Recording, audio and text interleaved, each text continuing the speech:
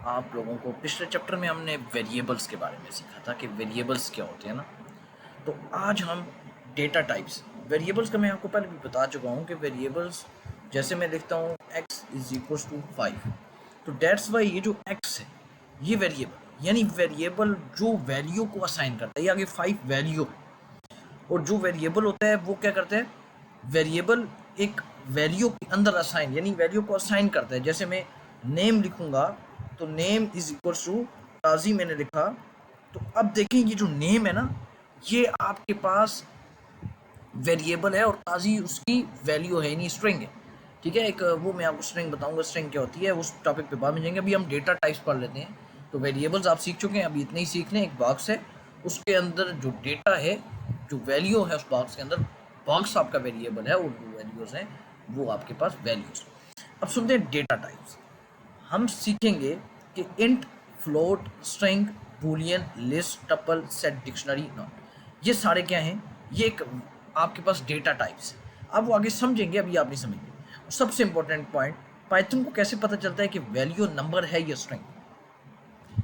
ये कंसेप्ट आप समझ गए तो ऑपरेटर और स्ट्रिंग बहुत आसान हो जाएंगे आपके लिए। ठीक है, एक बात याद रखिए, मैं आपको सिर्फ पाइथन नहीं प्रोग्रामिंग की सोच, प्रॉब्लम सॉल्विंग माइंडसेट सिखाऊंगा। अगर आप रोज़ 5 घंटे इसी कंसिस्टेंसी से देंगे, यानी आप अगर 5 घंटे मुझे देंगे, मतलब प्रैक्टिस करेंगे, मैं वो आपको बताता हूँ, तो आपकी फाउंडेशन जो कि मजबूत हो जाएगी। अगर कॉमर्स लगाएं हो, single commas, double commas, triple commerce, तो पाइथन इससे स्ट्रिंग मानता है। समझ आइए कैसे, देखें अब ये चीज़ समझें। जैसे मैंने अभी यहाँ पर डबल कॉमर्स लगाए, इन्हीं को अगर मैं सिंगल कॉमर्स कर दूँ, डेट्स वाई इस तरह से अगर मैं इसको सिंगल कॉमर्स कर दूँ तो ये भी आपके पास एक स्ट्रिंग है। ठीक है, अगर मैं यहाँ पर ट्रिपल कॉमर्स करता हूँ, एक कॉमर्स फिर 2 3 कॉमर्स, यानी इस तरह से ट्रिपल कॉमर्स करता हूँ, और ये भी पाइथन में एक स्ट्रिंग है। ये देखिए ये भी एक पाइथन में स्ट्रिंग है। 3 कॉमर्स होते हैं, एक single commas, double commas, triple commas, इन तीनों को पाइथन एक स्ट्रिंग मानता है। ठीक है, आगे जाते हैं।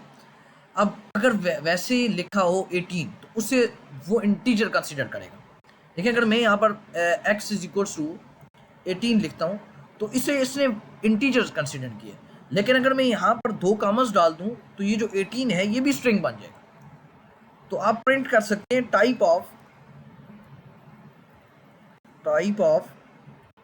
x, तो आप देखेंगे कि ये जो होगी ये भी स्ट्रिंग है। ठीक है, ये स्ट्रिंग।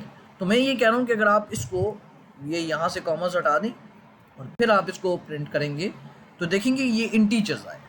तो इस तरह से आप जो है वो प्रैक्टिस कर सकते हैं। आगे मैं सिखाता हूँ। ठीक है जी, कंसीडर करेगा और नंबर कंसीडर करेगा, और अगर यहाँ लिखा हो 18 आपसे स्ट्रिंग है, ये मैंने आपको बता दिया। आपने डेटा टाइप के सबसे इंपॉर्टेंट पॉइंट कंसेप्ट कर लिया। अब इसे थोड़ा सा क्लियर कर देते हैं। पाइथन वैल्यू को दिखाता है, वेरिएबल का नाम नहीं। एग्जाम्पल 1 एज 18 है, 18 के अराउंड क्वार्ट्स नहीं है, इसलिए पाइथन कहेगा ये इंटीजर्स है। एग्जाम्पल 2 एज 18, अब ये स्ट्रिंग है, यहाँ 18 क्वार्ट्स के अंदर है, इसलिए पाइथन कहेगा ये स्ट्रिंग है। अब चाहे अंदर सिर्फ नंबर ही क्यों ना हो। एग्जाम्पल 3 नेम काजी, ये भी स्ट्रिंग है।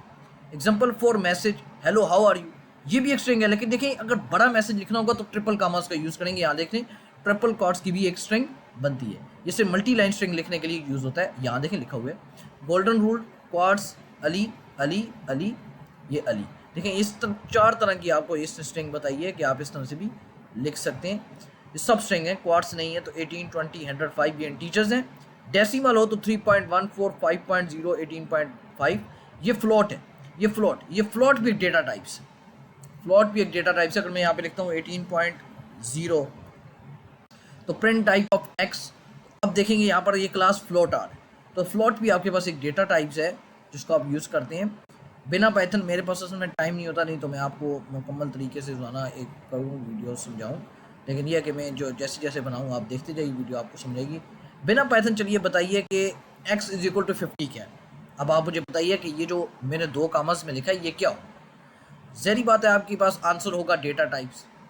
अगर नहीं भी है तो आप अपने जहन में इसका आंसर लगाइए, फिर मुझे बताइए। क्वेश्चन नंबर 2 में भी x इक्वल 50 ये क्या होगा, 50.0 ये क्या होगा, क्वेश्चन नंबर 4 ये क्या होगा, और थोड़ा सोच कर ये बताइए ये क्या होगा। इसको अपने पास स्क्रीनशॉट ले लीजिए, या अपने पास क्वेश्चन नंबर 1 2 3 4 5 देख के फिर मुझे इसका बताइए क्या एक्स और वाई का डेटा टाइप सेम है या डिफरेंट है और क्यों, यहाँ पर भी आपने बताना है। कभी भी वेरिएबल का नाम देखकर टाइप डिसाइड मत करना, नेम 1 2 3 ये स्ट्रिंग नहीं है, और एज 18 भी ये जो है वो इंटीजर नहीं है।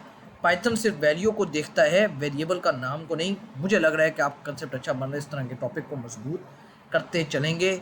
बस ये जो 5 आंसर हैं इनका आंसर आप मुझे कमेंट में दे दीजिए, मैं हो सका तो मैं देख कर बता दूंगा, वरना आप मेरा व्हाट्सअप नोट कर लीजिए 0301 52 51 860 0301 52 51 860। स्क्रीन पर आपको नंबर नज़र आ रहा होगा, इस नंबर पर आप मुझे मैसेज कर सकते हैं या आप मुझे इसका आंसर लिख कर भेज सकते हैं, मैं चेक कर दूंगा। और फिर मिलते हैं नेक्स्ट वीडियो में, अब तक के लिए अल्लाह हाफिज़।